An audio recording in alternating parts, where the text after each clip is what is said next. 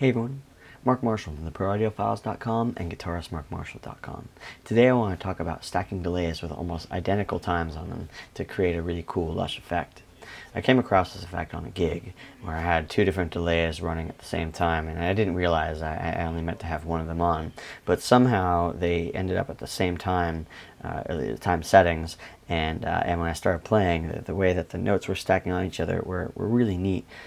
It's not uncommon for me to have two delays in my chain when I'm gigging. I'll have one set to like a fast slapback delay and another one to a longer delay, and that way, depending on what part I'm playing in the song, I don't have to bend down and make too many tweaks to either delays. I'm going to be using the UAD EP34 as well as the Eventide H3000. Now the EP34 is where I'm going to be getting some of the grit, wow, and flutter that you would get from a real tape echo unit, and the Eventide I'm going to get that classic 80s clean digital delay sound. You could use a number of plugins for this, the stock plugins within Pro Tools or Logic, or I use the PSB analog delay sometimes. It doesn't matter, but I think what matters is having two slightly different delays from each other. I think that's where some of the fun is that they each kind of morph the sound in their own unique way, as opposed to stacking two identical delays on top of each other. Let's listen to this first example with no delay on it.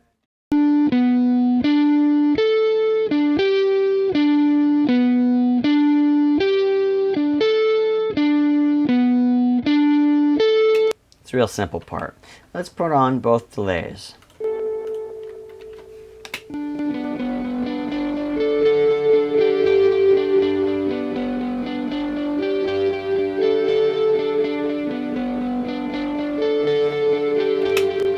Let's just hear the EP34.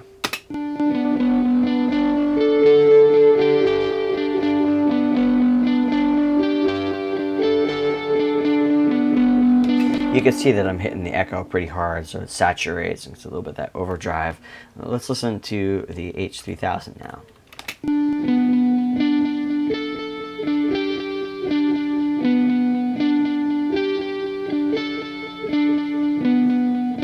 It's pretty clean. We'll put them both together.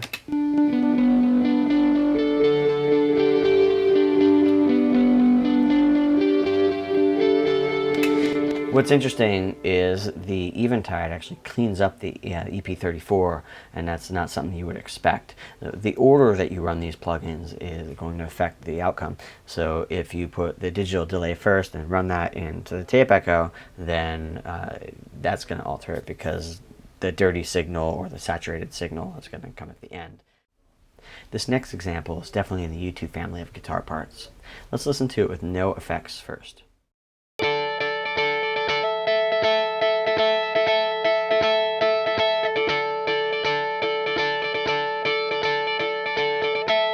Let's hear it with both effects.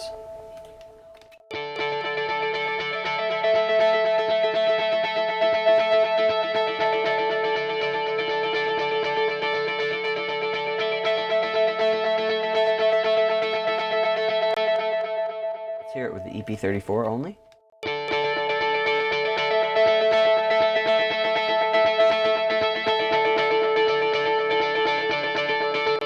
Let's hear it with the Eventide only.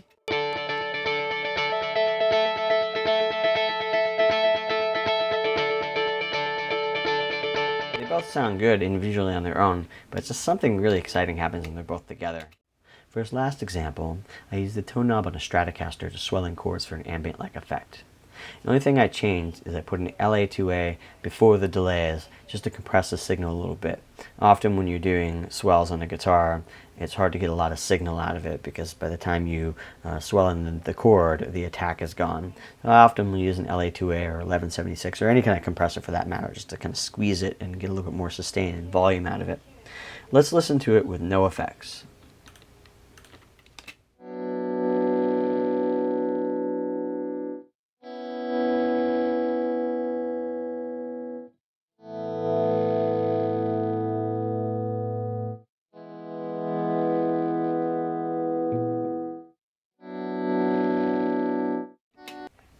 Okay, let's listen to it with both delays on.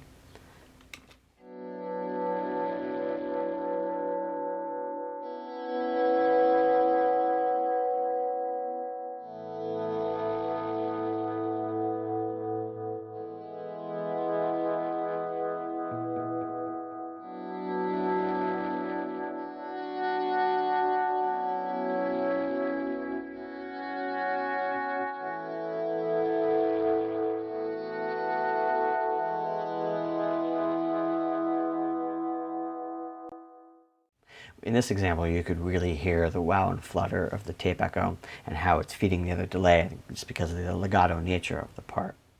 I'm going to take this a step further by sending it to a reverb.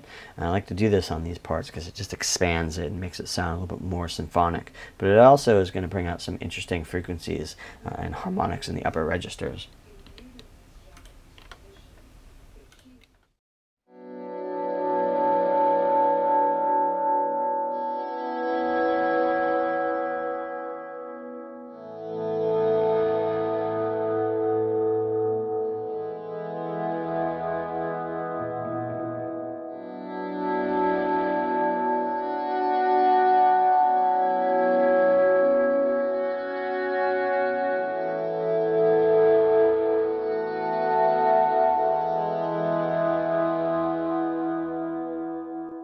It almost has a glacial-like quality to it. And that's my tip for this week. I hope you give it a shot and have great success with it.